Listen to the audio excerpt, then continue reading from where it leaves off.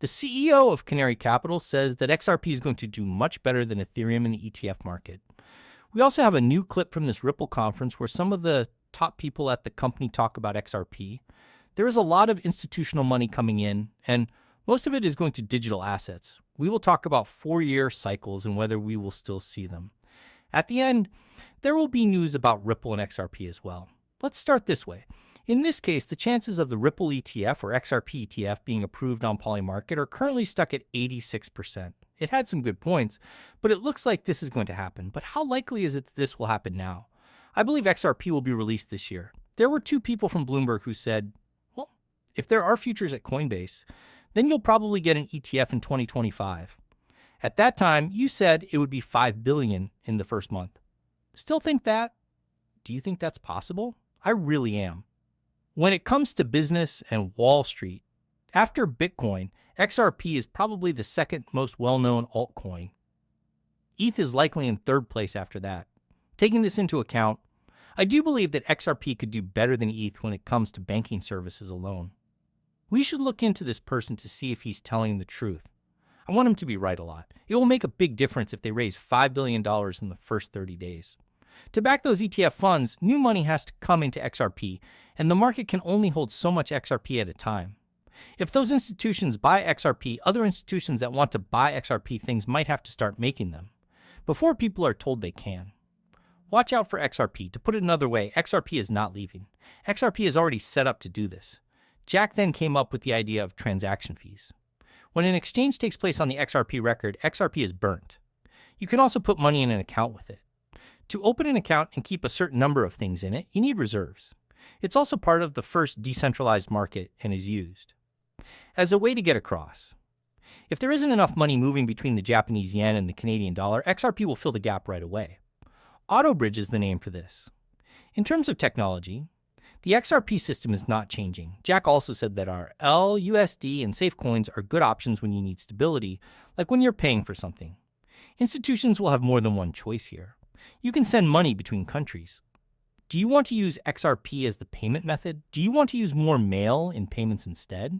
You want to make your own stablecoin or use our LUSD on XRP or Ethereum to deal with stablecoin amounts? The Ripple knows what to do. They will bring people what they want if they tell them. Many of the things that Ripple has made today were based on what people have asked for. We need this. We need this. Let's get Ripple done. We'll answer you as soon as we can. That's what they did. This clip of Smoke Dogs was really interesting to me. 4-year cycles are over. Let's play this. Things are going to change a lot, mostly because of this idea of the world's M2 money supply. We keep going through these steps. We're getting close to the end of the bull run if you want to stick with that story. Do you have any ideas about what will happen in the next year? Will things not change? Or does everyone agree that the rounds of 4 years in a row are over? It means that big price changes and a lot of instability are almost over, but people who buy things in stores are still trying to figure out what this means. Buyers in stores are still thinking in old-fashioned ways, even though rounds of 4 years are coming to an end. Institutions have written a lot about how this cycle is different and why it hasn't had as many hundredfold gains as others, but they haven't kept up with the market. It's an interesting answer. Tell me what you think about how things have changed in 4 years. Will they still happen to us or not? Take a look. Pay attention. Check out the stock market. In the market, there are strong markets and bad markets. Still, I think there will be ups and downs, even if the market hits a value of, say, $50 trillion, which is how much the stock market is worth. But will all coins ever be worth $1 or $2 trillion on the market? That's what I think people are fighting about. Yes, it's clear from this piece why more and more people believe the 4-year pattern in crypto is over. But there are well-known experts on both sides of the debate. Let's talk about what those two sides are. This means that a lot of money is flowing into ETFs. A record amount of money, up to $51 billion, came into Bitcoin and Ethereum ETFs in 2025. This drove the price of Bitcoin to peaks that had never been seen before. However, these amounts have not been stable when there is a lot of water. More people can get in on days when a lot of water has gone out. ETFs make it easy for many people to trade in crypto, which makes large asset managers, pension funds, banks, and national wealth funds more likely to do so. What it means for a bigger business. Blockchain is more than just a side bet for businesses. People think it's a key part of their investments. This is because there was less supply, so steady amounts kept coming in.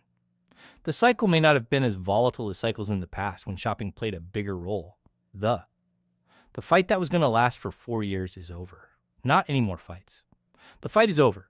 Some well-known analysts at banks like Bitwise and Signium Bank believe that the 4-year cycle is losing its significance as macroeconomic factors, ETF flows, and changes in laws now play an equal or greater role. Because there is so much institutional and ETF cash, they say that halvings doesn't have as much of a direct effect on the market. Some people, like Glassnode experts and seasoned traders, say that Bitcoin's price drop is still a major event in the ETF flows. They say that this might really. Aligning the moves in the crypto market with bigger financial cycles, like US cycles, will help the 4-year rhythm. This means that ETF moves are now a new force in the futures market. Moving prices are mostly affected by how much money comes into and goes out of ETFs and ETPs. However, there may be times when these flows are reversed, which could cause instability. What do you guys think will happen? Do you think the market will always go up, or do you think it will go up and down? Feel free to tell me what you think below. Something digital is going to see the largest change in wealth. I'm sorry this clip isn't very clear. We're not to blame. It's not you if you hear something that sounds strange. The digital goods will look more polished because more money will be put into them. There is or will be a lot more supply than demand, which will also have an effect. Right now, there is a big shift in wealth that will be very important for digital assets. Also, yes, we live in interesting times. Now is a fascinating time to be alive. That's nice. That's great. It moves the S&P 500 around. You should feel even more hopeful than you already are. This person also gives it to that person. That's pretty much what the stock market does. To be able to trade those IUs at a single record makes sense. It has also been seen that Korean banks settle deals with Bitcoin businesses in the country. This kind of blockchain solution is something that the World Bank, the IMF, and other groups talk about all the time. Some people think that NASDAQ is also trying out the Ripple. Ripple has a lot going on right now. I also had another question. If the stock market moved to a shared ledger, what would it be? Okay, we always talk about how we'd like to use a journal together. Say everyone today had to use the same book tomorrow. What kind of journal is that? I didn't say bridge either. Asset and not XRP. What would happen if the earth had to move, I asked.